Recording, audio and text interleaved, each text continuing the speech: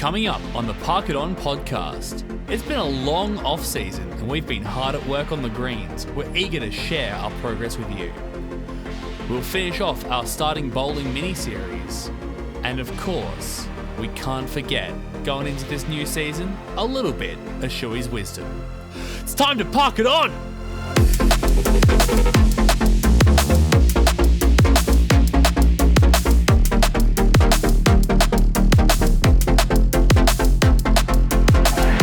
Welcome to the second and final episode of the Park It On podcast's beginner mini-series. Since the last episode, we hope you've been going out and getting your bowling journey started. In the meantime, we've been out raising money for charity, travelling, and working hard on our bowls game to bring you the best season of lawn bowls content possible. We're so excited to bring you this part 2, building on your successes so far in the great sport of lawn bowls. My name's Riley, I'm a Div 5 bowler, and my co-host is the dynamic, the panoramic, the man who loves a good hammock, Monsieur Jimmy. G'day. New season, new me. We're starting penance soon, and I'm starting penance for the first time. Yes, we are. This whole episode is essentially me just talking at you to hopefully get you off on the right foot when we go off to our trials next week, brother. I'm so excited that you've finally taken the plunge. I say finally. You've played bowls for one season and 9 hours and you're in. It feels like way longer. I've been saying to people at the bowls club, like, I've basically grown up around the sport. Like, all my uncles play it, and then like 3 of my cousins still play it. It runs in the blood and it runs deep. Yeah, it's very exciting. We're gonna hopefully face off against those cousins later in the year, next year now. Yeah. It should be very exciting stuff. But yes. Jimster, I mentioned right before we got into the show that I have an exclusive announcement just for the Park It On pod. This is an inside line, exclusive line item. I hope you're seated and ready to go, because holy shit, mate, it's a big one. The Terry Termites have just signed an all-star level in. Yeah? 5-time MVP. First round draft pick. The one, the only. My father Graham will be playing Night Owls with us this season. Oh, yes! Yes! Up the Graham. We got him. Up the Otski. We got him in there. That's awesome. I'm actually so excited for that now. It's going to be a fucking season of debauchery. Speaking of debauchery, in fact, now we're talking about Night Owls real quick. We have enough players for 2 Terry Termites teams. So it's looking like we're going to be taking over the whole league soon. We'll have the Terry Termites and then, of course, the Terry Two Mites. And we'll just fucking hang out and crack it. It's gonna be a good time. Yeah, it'll be like we may get in Mumbai trouble. Indians of cricket. We're just gonna become a massive franchise. Yes. See, this is when we start franchising it out to other bowls clubs. We'll take over Adelaide first, and then we'll take over the world. Yes, very, very good, Mr. Jimster. Yes, Terry Termite Preps is looking pretty exciting. We have a strong roster of players, a lot of returnees, and some new faces too. Some people that came out for just a trial match last year are going to come out for the full season this year, which is even better. And now that we're in this really solid position, I'm thinking we go a bit more merch. Yeah, I really do. I think that's the play. Yeah, we're going to sort out some caps. We'll get some numbers on them, and how good. I'm excited for the towel. Oh, the towel's going to be great. For those playing along at home, I've been looking into getting us some custom microfiber towels. I reckon I found the manufacturer that we're going to go with, but equally, I always keep my options open, and I was looking today, and I just found this wonderful website that's offering custom embroidery on all these things, and it's Sharon's 50th birthday, a picture of someone's dog. And then I saw this one that was hand towels. There's face washer level size. And it just said cum rag. Yeah, good. Just that's good. This is where we just buy the cum rag ones, and that's the merch. That's Terry Termite's Honestly, if official I was branded- playing bowls and someone pulled out their towel and it just said cum rag, I'd forfeit instantly, I think. That's the power move, though. You take the towel that's marked cum rag and you just sort of drape it over your opponent's bowls, so that the word's facing them too. I remember Tenacious D, before they broke up and they disappeared. They used to sell a cum rag that was a bright pink towel that had a unicorn embroidered on it. Like, I was like 14 when I saw this, but like, just the idea of having a Tenacious D cum rag is kind of fucking based. Hang on. Right, Riley, known Tenacious D fan. Funnily enough, I was famously on television as a notable Tenacious D fan. Oh, fuck, here it is. Okay, it's not pink, but it's like it's still got the unicorn shit on it. I think the picture of you as the Tenacious D fan might have to be the cover for the Instagram post this week. Absolutely. Hang on. Cop this one in your eye sockets, Jimbo. Oh yeah, that's good. I like that. Yeah. I didn't realize they still sold it. That's unreal. Unreal. I love that, we don't exactly pretend to be super family friendly or anything, but we have just spent more than a minute just talking about cum rags. Yeah, there goes the Spacequake partnership. There goes. Yeah, no commentary. No partnership this season for us. I reckon they should still get us on as like special comments. They follow the camera down the green. They go, all right, now we're going to the Parkiton podcast for special comments at the change of ends. Yeah, I reckon. And start going, fuck, these guys are good. I reckon, yeah, get us on like BPL like post game interviews. Dude, can you imagine us going up to disco giant nutsack Aaron Wilson, bringing him a little wheelbarrow? It's going, so Disco, can you fill this one, please? Too small? Yeah, thought so. Yeah. Our bad. It wasn't in the budget for us to get like, an appropriately sized prop for you, but fuck, that'd be unreal. Oh, dude. I still reckon we go to BPL, the next one that goes on, and we just film content the whole time. I think it would be sick. Because it only ever goes between Moama and Tweed Heads. Yeah, so we'll just go to the Moama one. Like, yeah, we'll hop in the car, we'll head off, and we'll just hang out. It'd be a good time. I don't believe it's that like long a drive because it's like a Chuka, isn't it? Yeah. Yeah, I reckon we did the maths on it, and it would take like a day and a bit of driving. So we'd have to do like one night at a motel. Ah, no, it's side. 7.5 hours. 7.5? Oh, no, fucking easy. Yeah. Easy. Yeah. Oh, that's right. I remember because at the end of BPL, like the one that most recently happened. Well, yeah, you almost did it. Yeah, I did almost do it. But then also Adelaide Bowls Club, they bussed their players back from BPL because penance was like the next day. Oh, yeah. Yeah, I remember talking to them about that at States. Yeah. That was so funny. I think it'd be really fun to crank out and just see how it goes. The atmosphere around it, especially since I reckon we would be, with the exception of the players' children, the youngest people there that weren't actively competing in the tournament by a mile. Yeah, I think so. All right, Jimster, we can take over the world another week. But this week we are discussing the wonderful off-season we've had. It's been a fair while between drinks. I reckon our last episode was, April? Yeah, May something even? Like that. It was like, we'll do it in a couple so, weeks, and then it just ended up we got so busy. Yeah, right. Like a couple of weeks, and then it became prep for the charity event that we do, which I incidentally run. No, it was a bit busier for me than you in that respect. Then you went to Vietnam. Fucking all this other shit was going on, and it just became this whole like thing. It just ran out of time. Yeah. But we're back. Trial matches next week. So we need to get back into the swing of things this week. And we've been doing a bit of off-season social bowling. We've been sort of drawing names from hats and going out and having a bit of a roll. We did talk about the format of it last time out, but maybe this is a bit of a refresher. Do you want to give us the lowdown on what goes on a social bowls day?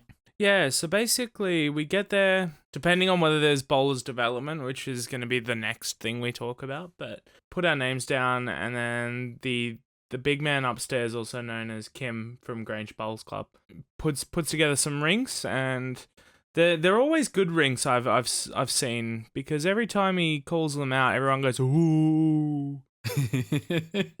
That's true. The off-season bowls has been really good. Depends on how many there are. Depends on how many go out there and what format is played.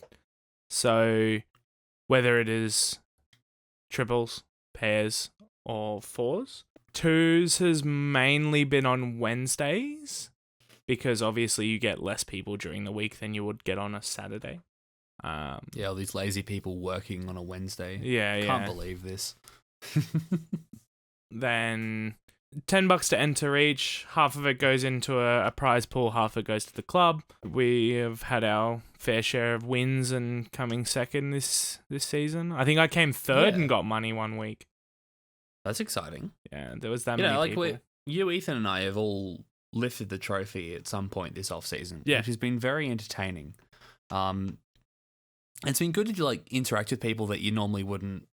Not necessarily they wouldn't have the time of day for you, but if you're playing in Div 5 or if you're a night owler, you're probably not going to interact with the Div 2 players, the Prem players, and they've been coming out and hanging out and doing some dev bowling with us as well.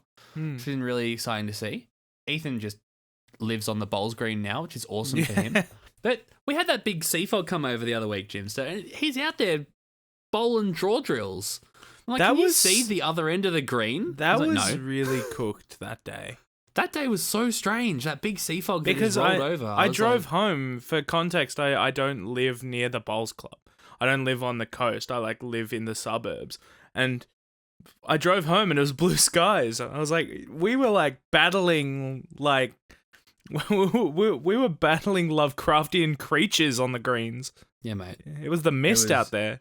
It was unreal gear. I remember we were driving Ethan home and we pulled out onto Grange Road and I was like, all right, we'll probably drive away from it, or when we turn this car, it'll be even worse. And we turned and you could not see 3 meters in front of you. I was like, oh, fuck. Yeah.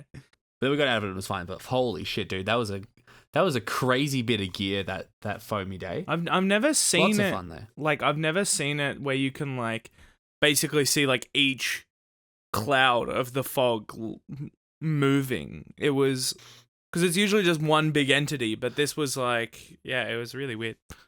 I have never seen that much fog at that time of day, at that close to sea level, essentially ever. Yeah. For reference, I work in the foothills of Adelaide. I'll drive through those rolls of fog where the altitude and temperature tends to interact weirdly with each other. But, at sea level, especially when we were playing 2 p.m, nah, very, very strange. Obviously, I also don't live on the coast, so I don't know. But yeah, very interesting gear, that one. Yeah. Yes. But yeah, off-season's been a pretty big success. Got to sort of go under the wing of a lot of really good bowlers. All of those blokes have been really good over the off-season to sort of help me at the very least. Especially coming out of Night Owls. Fantastic.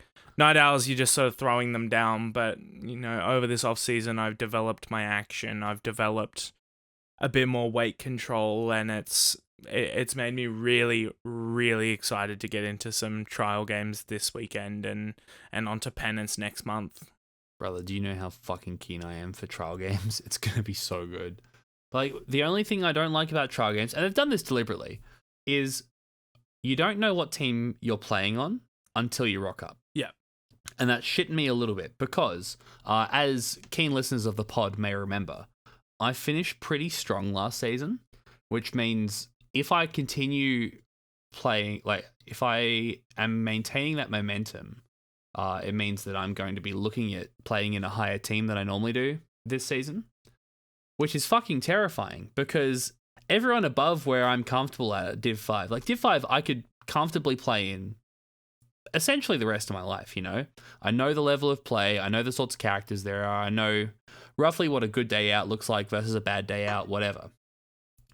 Going up into that Div 2 team or potentially filling in for that Prem team, depending on, what the needs of the club may be.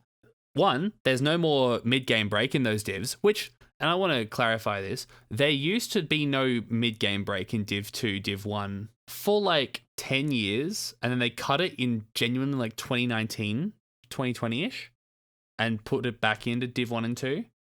Prem's never had a mid-game break as far as I remember, but then they also used to play like 25 ends, and now it's come down to the customary 21, which is just crazy gear to me that are changing so much in one go. But yeah, like it's very scary. Like we're standing on the precipice of like, what does my year look like? Because if my year is in Div 5, it's okay. You've seen the peak. Now you need to raise your floor. But if I'm going into trial with the Div 2 team, that's a very different kettle of fish. That one. That's very, very scary. But it's exciting at the same point, Jimster. And then for like you guys, you're going to be drafted into, genuinely, I could slot the two of you in anywhere from the Div 2 team down. Like you would be at home 100% with all of them. It's just a matter of where and how the club wants to develop you as a bowler. Yeah. Like Ethan in particular, I reckon he would just he'd walk into the Div 2 team with very little issue. Just sort of park those suckers on. Yeah, I my sort of goal I've set myself at the current moment is basically not 7. But then again, if you were playing in 7 with a development ring. Yeah, I understand like there's terms and conditions to that obviously, but like my goal is to hopefully, God willing, basically start strong.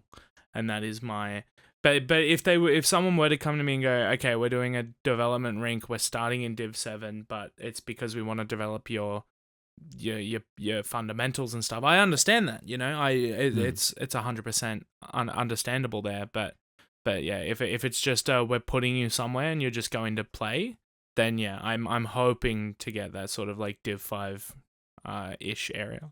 Yeah, I think that's eminently achievable for you, good sir. You're the way that, okay, we're going to get sappy in here, but fuck it. The way that you have developed as a bowler, and it's easy to be overshadowed by Ethan because he is fucking locked in on this shit, right? He does 100% more bowls than me every week. He does a fucking crazy amount more bowls than I do. But for you to come in from Night Owls bowling, enjoy it well enough, and then play the tourney with me, start the pod, and now to be playing in Pennants, where I reckon you would easily hold down a spot in Div 5 with no issues whatsoever. I reckon it's good for you. I reckon you've developed really well. And I think you're going to fucking smash this Pennant season, mate. Every year when I sit down with the Scottish boys at the round tables at Grange, they go, okay, what do you want to do this year? Like, what do you want to achieve? And without fail, I say flag. Because that's what I'm playing for, Yeah. Like, I've played levels of sport where you are going out there to represent your state and you are there to win because you are the best in the state. And so that is now ingrained in me to be like, yeah, no, fucking we're going out there and we're coming back with a trophy. That's just it. There's no, like, ifs, ands, or buts about it. A lot of them would be like, oh, I don't know about that. Or they'd scoff at me. I'm like, nah, fuck you cunts. We're going to fucking crush these bastards. Well, yeah, it's just, well, like, why? It's, I've gotten to a point with sport where I want to play sport now because I want to win. Like, so the idea of sitting down and going, what do you want to get out of this year? It's like, I want to win, obviously. So if I don't want to win, why the fuck am I here? The potentially previous attitudes of bowlers and bowls clubs in particular are something that I've come up against a few times in my I feel like such a fucking wanker saying my bowling career. But the reality is I've been playing for 10 years now. Like, exactly. I've been bowling for around a long time in Pennants. When I started bowling as a teenager, I would get put in the bottom team lead every single week. And that time on the green, developing my action, getting me reps in to get the bowl close, fantastic. However, There was never any work put in to be like, okay, now we're going to push you forward. We're going to give you opportunities to do these other things, whatever. It sort of became a matter of, oh, he's free on this day. We'll put him as a 2 in this. Oh, okay, did all right. We'll chuck him in as a 2. And that was as high as I went the whole time. I at my very first bowls club, I never played above second. And that was really frustrating for me because, again, coming from my previous sporting experience, I want to like push and progress and do better and do more. And I was never really afforded that where I was playing originally. Now, if I went back there, 100% I'd be afforded that. They'd be like, absolutely fucking skip for us. But like, I'm not going to go back there, just quietly. And then I moved clubs to a different club that then gave me the time of day to go, cool, you have these skill sets, let's chuck you in at a 3 and see what happens. Cool, you have these skill sets, there's no room for you in this team that you've normally been playing in because some players have shifted around. Let's chuck you as a skip in the team below.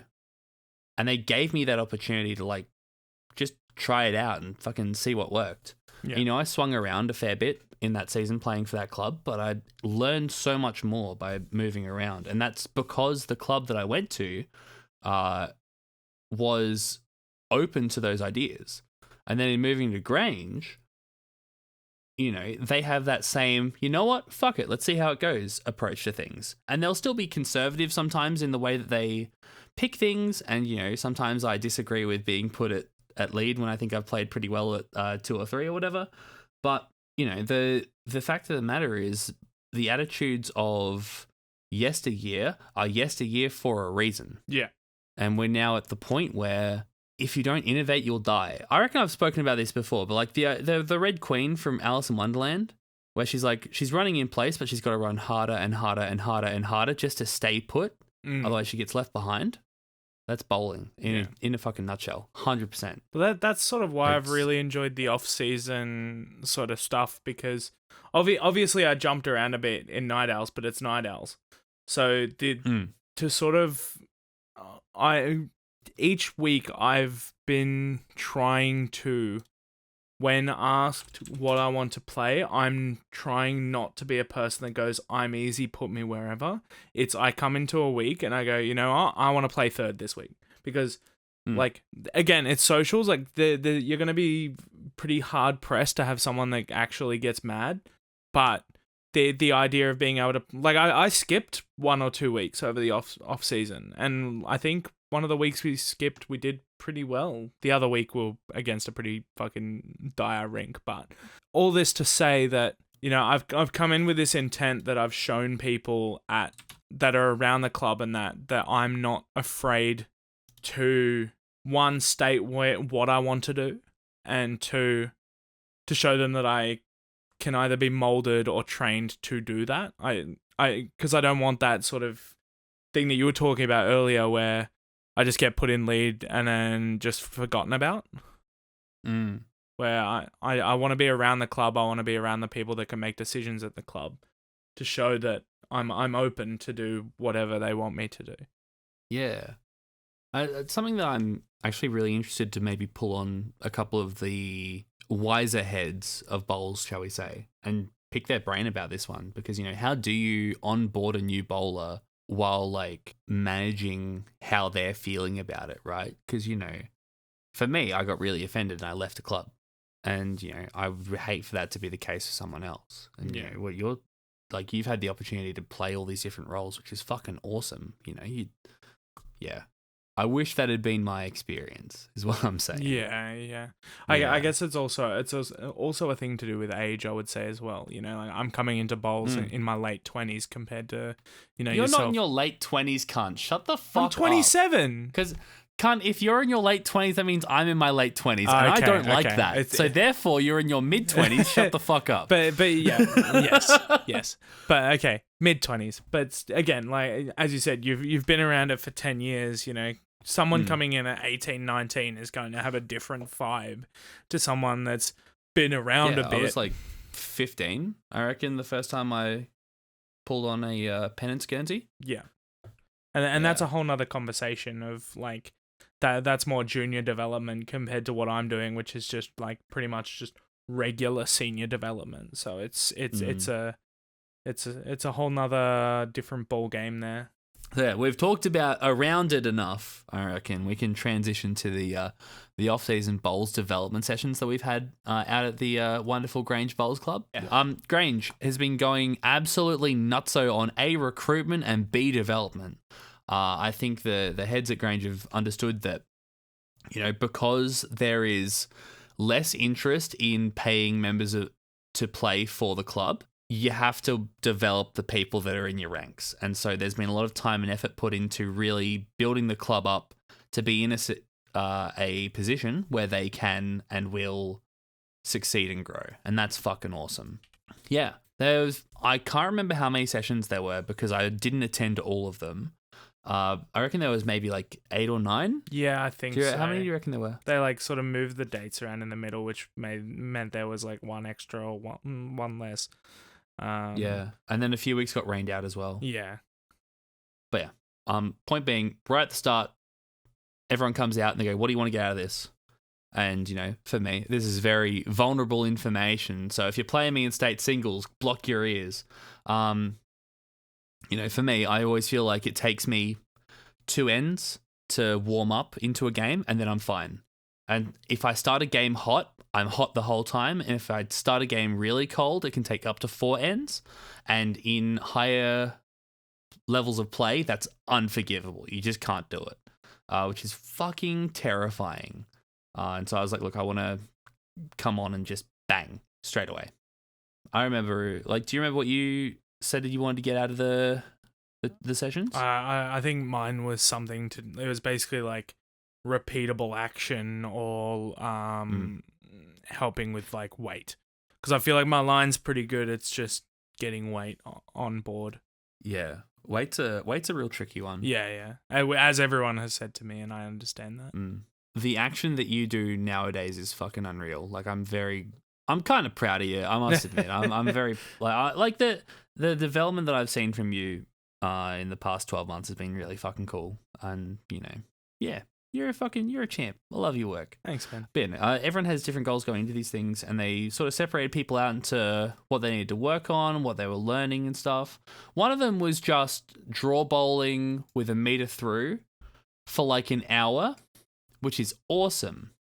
But my rink sort of got a bit bored of that after a period. And I remember I was playing with Ryan and Chris and a couple others. And they just went, you know what? For this end, we're just going to close our eyes and bowl. I reckon Ryan put on like the best bowl I've seen him do all day.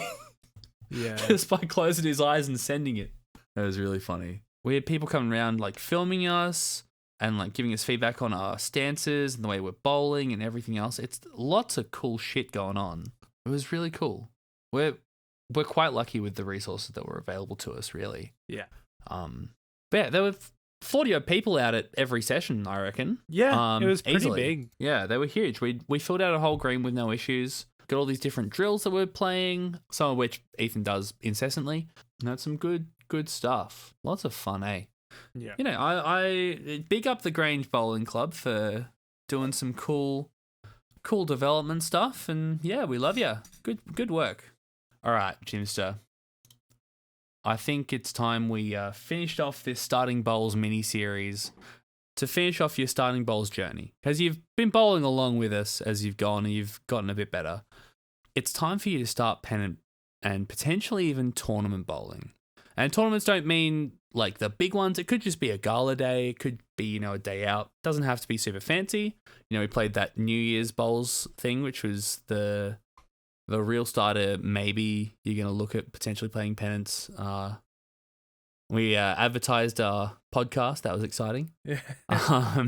We got fuck-eyed on some CC and dries. Once you've basically got the gist and you got the equipment, you're going to start looking to play in a in a stricter rules environment, such as pennants. And so I think it's pertinent that we discuss a little bit of the different positions that you'll play in pennants, little bits of etiquette, and then some bits of slang that you may run into as well. So big one straight away is, unless you're playing in midweek competitions, essentially every pennants league across the country is going to be playing fours. or at a stretch threes. So that means you have your lead, your second, your third, and your skip. And then if you're playing triples, you drop the second, essentially.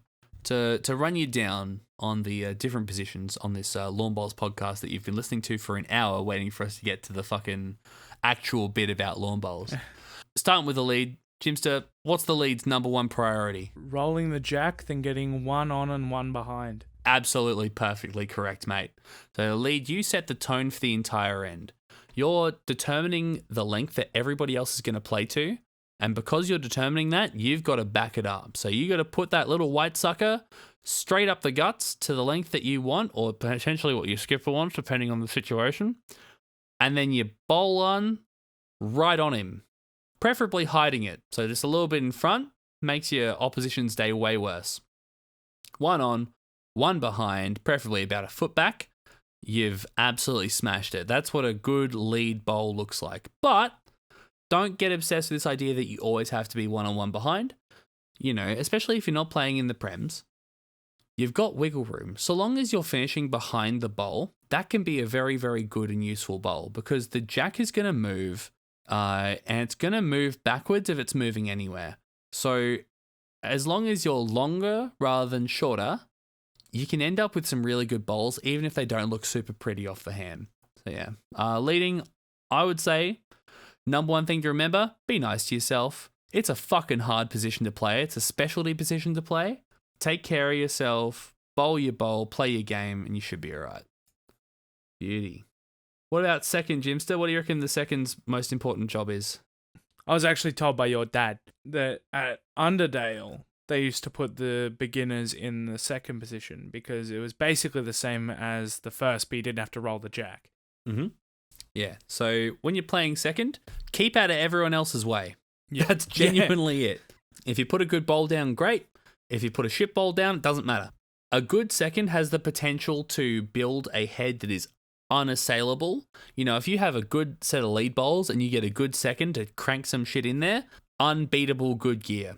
If you have a second that's still learning or is having an off day and they put one a bit long or a bit sideways, they can still do some really cool stuff. And that's awesome. But like the second is basically the flex role, you know.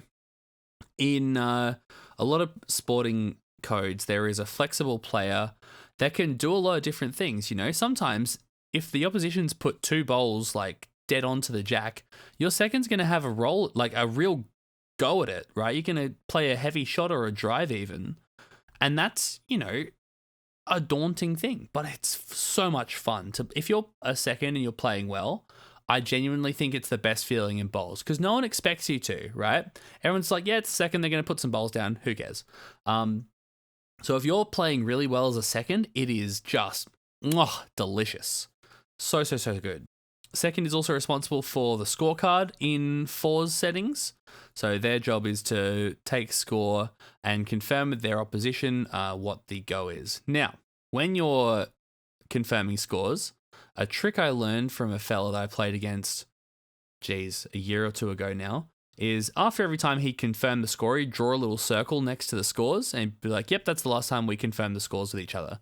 So if there was any discrepancies, then you had a bit of a record of like, okay, we agreed here, what's happened in the in-between, which I think was a bloody awesome tip. So chuck that one into your back pocket, old seconds out there in Penance Land.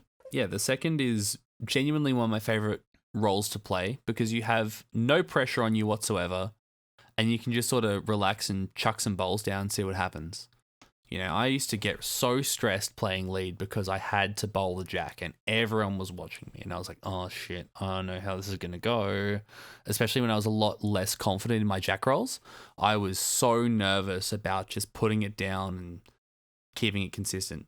Now, if I know I'm playing lead in a team, I know I can practice and do my jack rolls. And my favorite leading drill is to do 3 jack rolls back to back to back, long, medium, short, and draw to each of those jacks. And then typically have 4 bowls with you. I'll have a bonus bowl to draw in.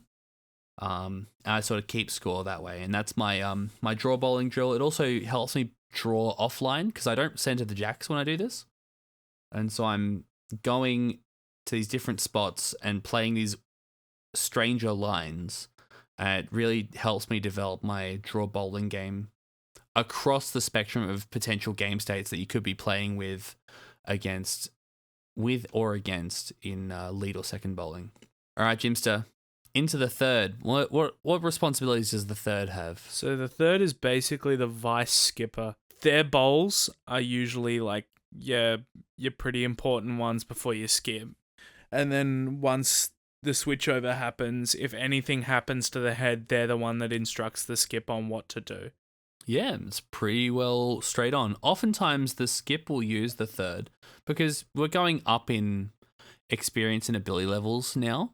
So lead and second, unless you're in an environment like the Premier League, they are essentially interchangeably experienced. And in relation to the third and the skip, particularly, they are inexperienced compared to those final two positions, right? So those first two are typically your greener bowlers or bowlers that have a more specialized skill set that may not be as broadly able. When you go to the case of the third, you may step up to a head where you're 4 down straight away. You may step into a head where the jack has been moved out of contention or there is something weird going on with it, right? And so as a third, you're really responsible for playing exactly what the skipper calls you to do and win, lose or draw, giving it your best go. No one ever expects you, again, unless you play in those higher levels, no one expects you to do everything perfectly every single time. And as a third, often you'll be playing the precursor to the skipper's shot. I reckon every skipper on planet Earth would agree here when I say that when I'm playing as a skip and I'm calling my third, I want them to leave me a nice loopy draw bowl. And that's it. Like just nothing crazy. They crack out whatever's in the way or they build the head nicely and I just draw in. Because it's super easy that way, right? When you're playing as a 3, oftentimes you're going to have the first 2 of the really hard bowls on the rink. Now, not always. Sometimes the third will just get to draw a bowl maybe further back or whatever, cover off an option. In some ways, the 3 is a lot harder of a position to play than the skip because you're going to get the first of the shit pretty much. 1 and 2, you sort of, whatever happens, happens. In the 3, you have to execute because if you don't, your opponent will. And equally, if you do shit, that makes your opponent's job way easier. So it's very, very stressful playing 3, and that's just as, you delivering your own bowls. We haven't even talked about going across the green yet. When you're playing 3, everything you do matters, and it is super important that you're on your A game, and that is exhausting over the course of a match. I played some 3 throughout the season last year, and that was a lot to take in. It was a lot to grow from and develop from, but it really pushed me to be a better bowler. And this is what we were getting on earlier, right? If you give people the opportunity to grow, they will. If you hold the space for someone, they will develop and grow into the person and the bowler that they're meant to be. And so, me playing third, even though I was some weeks really good, some weeks really shit, I had the opportunity to stretch my legs out and try those different things. And I think I'm a much better bowler as a result of that. Once you've delivered your 2, you then have to confer with your skipper on what's going to happen next, right? So you're going over and you're going, yep, this is fucked, or yep, this is great, draw 2 bowls in, I've done all your work for you. Put them in. You might discuss what your opponents are doing. So this is where you really play the royal advisor as well. In tenser strategic situations, you may see that they're going to go for something a bit funkier on the head. If they play a running shot through the guts of it, where's the jack going to trail to? If they pull a long loopy one, where's the jack going to be pulled into? Where are the spheres of influence? It's a lot to really consider. And then you have to go up there and you have to look happy about it when the skip does whatever you told them not to do. It's a very tricky position, and it's hard to get accustomed to, especially since, if you're playing at 3, you're probably good enough to be playing at skip as well. And it's just a matter of where you are on that sort of journey. But yeah. And then also in pen and play, you're responsible for the measuring and the declaration of the end. And this is where I've seen people just absolutely lose their nut. I was unfair to my first bowls club. I got to play 3 exactly once in the few years I played there. And I played 3 in Div 7 against someone who was treating it like we were playing for sheep stations. Yeah. This guy was so incensed that I wanted to measure shots, that I wanted to look at the head in different ways. And I'm like a kid. This guy maybe is like 25. You know, I want to look at the head. I'm not confident in guessing my like eyeballing of distances. I will always put it to a tape. You know, I don't really care if you're annoyed that I'm being slow. I want an objective measure of the distance on these things because I'm not confident in it. That's my right as a competitor, right? And this guy got so mad at me for measuring something that in hindsight, I now would probably be like, yeah, no, that's pretty much this. But at the time, I'm a kid. I don't really understand what's going on. I put the tape on it and I hear him just go, like pretty much exactly like that. I'm like, brother, you are 7 or 8 years older than me and you're carrying on like I'm fucking kicking you in the dick. Like, come on, man. Like, it's not that serious. It's Div 7. Yeah. Posse 3 is where egos go to die. And I think it's a very good thing that egos go to die there because you have so many conflicting things that are going to fuck with it. Yeah, it's a time and a half, that one. Fuck, that guy was a wanker. Man, he's lucky that the potty didn't exist then because I would have torn him a new one. You know, I was mean enough to Novar Gardens like this last season. Fucking look out at that guy. No, I'm sure he had his own journey he was going on and whatever, you know. 3, a very difficult role to play, at times harder than skip, depending on the type of person you are and where you are in your bowling journey. Jimster, the big kahuna. Give us the lowdown. Yeah, so the skipper basically is the strategic head of a team. If the skipper tells you to do something, you do something and then you say thank you. And yes, then they're responsible to basically at the end of the end to basically get you the most amount of shots that you can get for the end. Most bang for buck. Pretty much, Jimster. You've nailed it on the head. 4 out of 4. You passed your exam. Good job. A-star.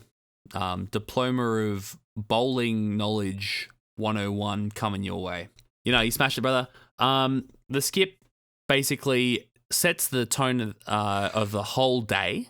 If you're a grumpy bum of a skip, you're going to give everyone a really hard time and they're going to have a bad day out. You know, there is a person who plays at a certain bowls club that I dislike heavily who will use his physical size as a skip and will stand physically over you whenever you're doing something to try and intimidate you because he's a fucking wanker.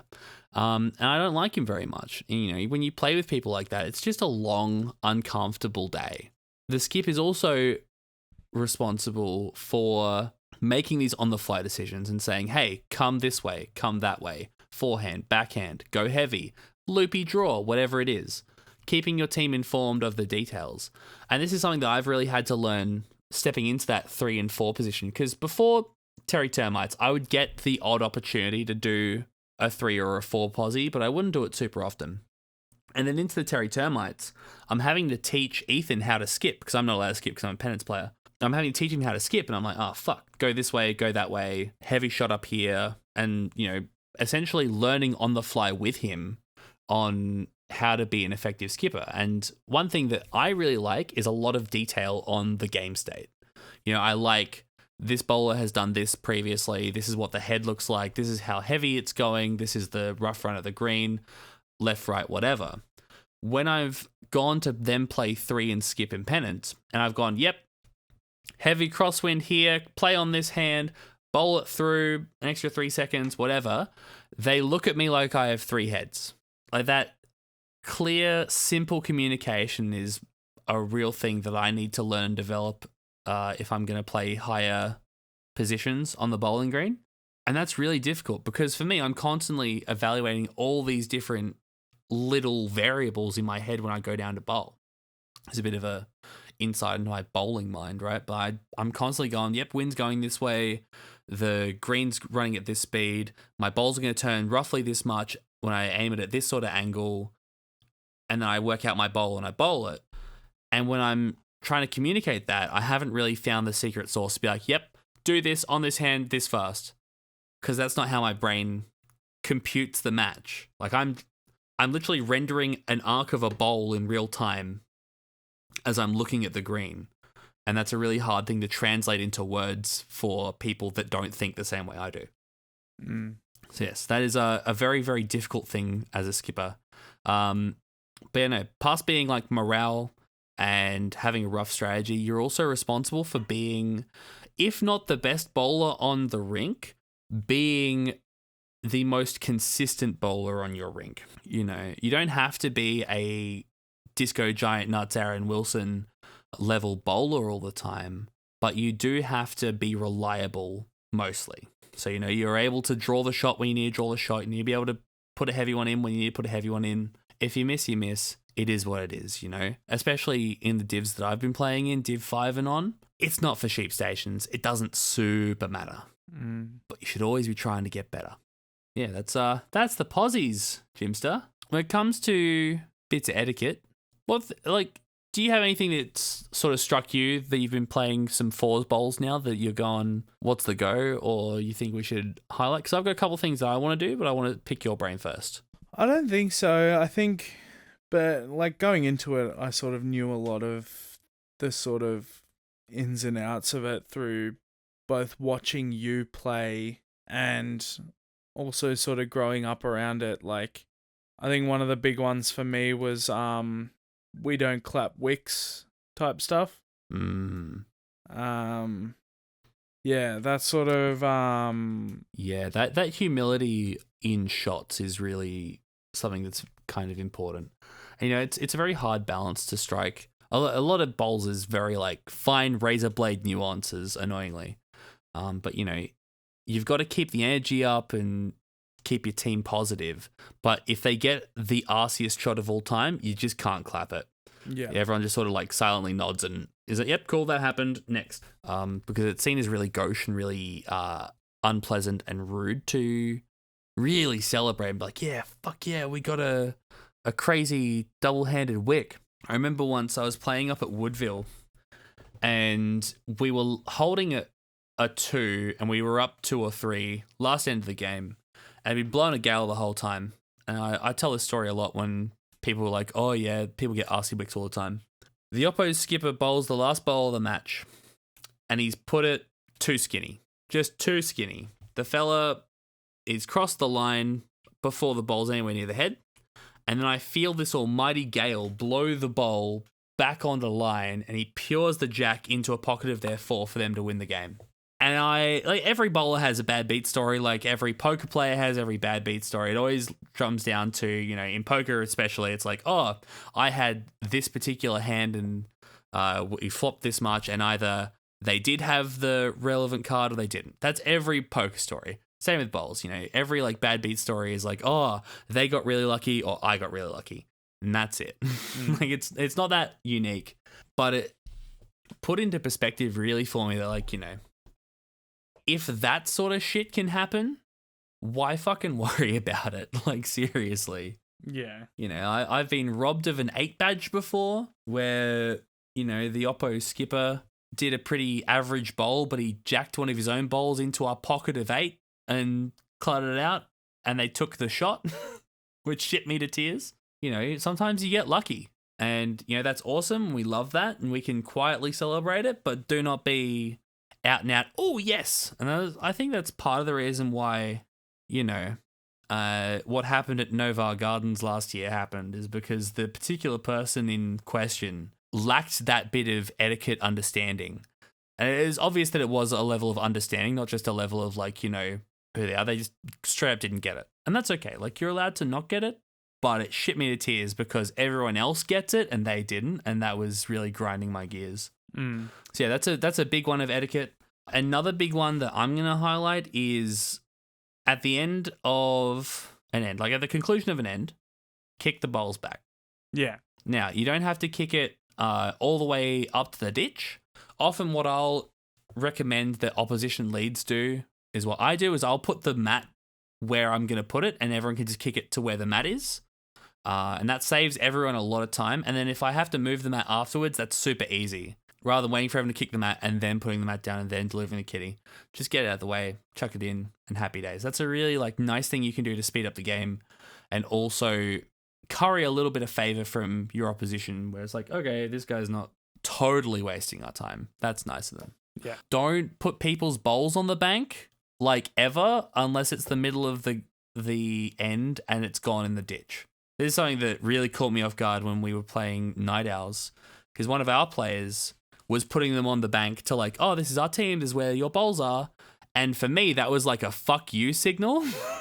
And so I had to like pull them aside, like, look, just don't do it. It's a bad look, just don't do it. Yeah. Because, yeah, like if you're putting someone's bowls on the bank, that means they've been in the ditch. And so if you're doing it even when they haven't been on the ditch, it's sort of like a, up yours, buddy, sort of intonation. That's an important one to get. Don't clap wicks, kick the bowls back, don't put people's bowls on the bank. Those are the really big ones. Another big one that I've had to really struggle with, because I'm a very, you can hear it in my voice, even though certain listeners out there have never seen me before, even though basically the only people that listen to us are our friends and family. I'm a very energetic person, and especially when I'm around people and I'm enjoying myself, I can move a lot. If you're moving on the bank when people are bowling, it is so distracting and it pisses people off. When I was playing for a different club and we played out at Grange, there was a young fella who was playing either skip or three, I forget what he was. But I was just like, shifting back and forth in my seat or standing up, I forget what it was. And he got so mad at me for moving while he was bowling that he like had a full-on go at me. Yeah. And I was like, fuck, this guy's problem. They're like, no, you do move quite a lot. Do it off to the side. That's why when you've watched me come play, I'll literally go to the side of the green where I'm not in anyone's peripheral vision. I'll walk around and climb up around that way. I can't not move, but I can do it in a way that is less disruptive to other people. Yeah. Yeah. Don't move on the bank. Try not to cover people's like aiming lines. So I have some skippers that I play against that will actively stand where I'm looking all the time. And they're doing it on purpose. That's really annoying. Don't be a massive time waster like the dickhead of the Brighton Bowls Club that I had to barge you with. That guy can kick fucking rocks. I've also seen don't stand with your shadow over the jack. Yeah, that's a good one. Yeah. Talking about like little ones is, yeah, if you're playing a bit later in the day and the shadows are getting long, try and keep your shadow off the head, basically. Yeah. Those are the big ones that I can think of. I'm sure that, there are a couple of listeners that are going, wait, this one. Yeah, let us know. We'll follow up. Yeah. Well, this is the thing. We have an email address at it's just called parkitonpodcast@gmail.com, where we'd love for you to send through some rules questions, some fun stories, some cool little anecdotes even, and some good stuff. Chuck those things through to the email. Ryan chucked some stuff through. We got a couple of anonymous submissions come through. I'm going to be honest with you, it's not a flood of emails you'll probably get on the show. So, if we've missed out something that you really like or something you might find a little bit more, you reckon's a bit more obscure, chuck it through and we'll have a chat about it. We'd love to discuss these sorts of things. And then similarly, Jimster, bits of slang. There are some things that people might not understand what's going on when they're out on the bowls green, When we're talking like when we say a drive, we mean like a very heavy shot intended to either disperse the bowls or kill the end, right? But, a toucher, if someone's listening to this without any context of what bowls is, toucher doesn't mean anything to them. So a toucher is when the bowl has come in contact with the object bowl, the kitty or jack, and it is designated as a toucher, and it gets marked with a bit of chalk. Dead bowl that doesn't count because it's out of bounds or whatever in the ditch. Ditch is the ditch. There's a ditch at the end of the rink. That's what it is. Do you think of any like fun bits of slang that you've heard of? I don't think so. I think that pretty much covers it all off for me. I know there are slang books of like, they do like little cartoon drawings and stuff. I've got one in my house somewhere. I'll go find it. Yeah, there is a glossary online as well somewhere. I remember finding that. Yeah, let's crank that one and have a look, because I reckon it's just games and World like Bowls. all of these are marks. A glossary. An 8 badge. If you get an 8 in pennants, you get a badge. A back bowl's a good one. So a bowl that's behind the head that is currently in count, where the object bowl may move to. That's a good one.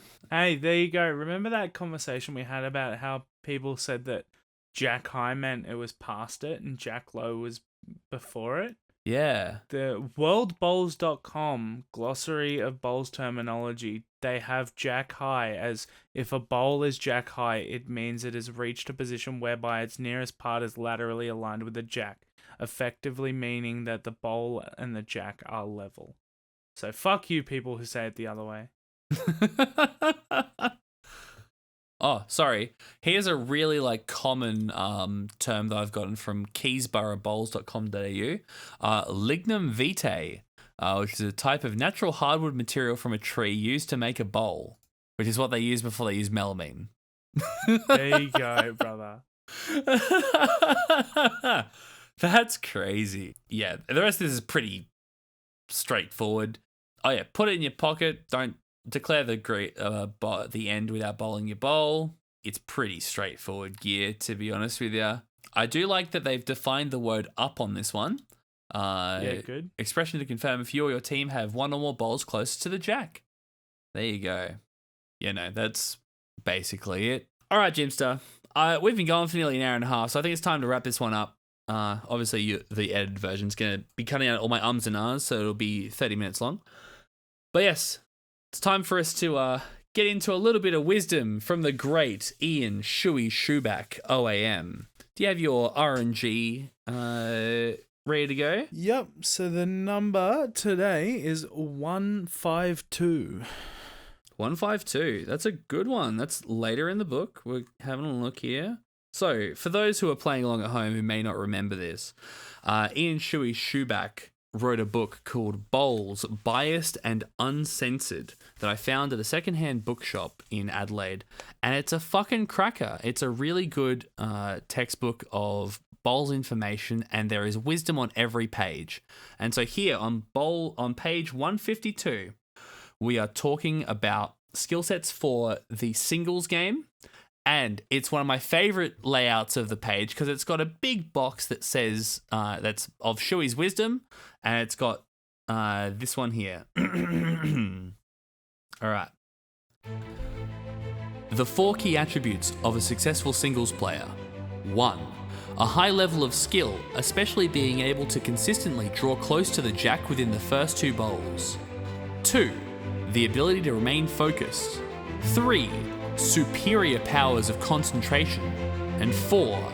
A fierce desire to win. That's a cracker. I reckon that's the best one we've gotten so far. Yeah, that's good. Fucking good on you, Shuey. Jimster, if people want to get in contact with us, how can they do so? Well, we've got the email, parkitonpodcast@gmail.com. We've also got an Instagram and a very, very inactive Facebook page as well. But yeah, Instagram and email are probably the 2 best ways to get in contact with us. So through that, you can send us your CC and dry prices for the pay to win index. And yeah, as Riley said, expand that one. Riley said earlier, we got some rules questions or some fun stories about your bowls club. That'd be good. Yeah, please give us content. Otherwise, next week we'll be chatting about the pennant trial games from both of our perspectives this time, which is fantastic. We'll be able to talk about. I don't think we'll be playing in the same team, at least not for this first one. I don't know. Yeah. We'll see what it is when we roll up on Saturday morning. Well, we'll also have stuff coming up to do with the spring singles as well. Yes, we're both playing in the spring singles. Well, the 3 of us, including Ethan, are playing in the spring singles tournament that's coming up. So we'll be able to chat about the pools and that sort of format once we know the draw. There'll be a BPL 22 preview show in about a month's time, by which point we'll also be playing pennants. What else we got going on, Jimster? That's pretty much everything that's in the pipe right now. Look to have a couple interviews, I reckon, with some cool people. But yeah, until next time, I guess, dear viewers, it's goodbye from me. And it's goodbye from me.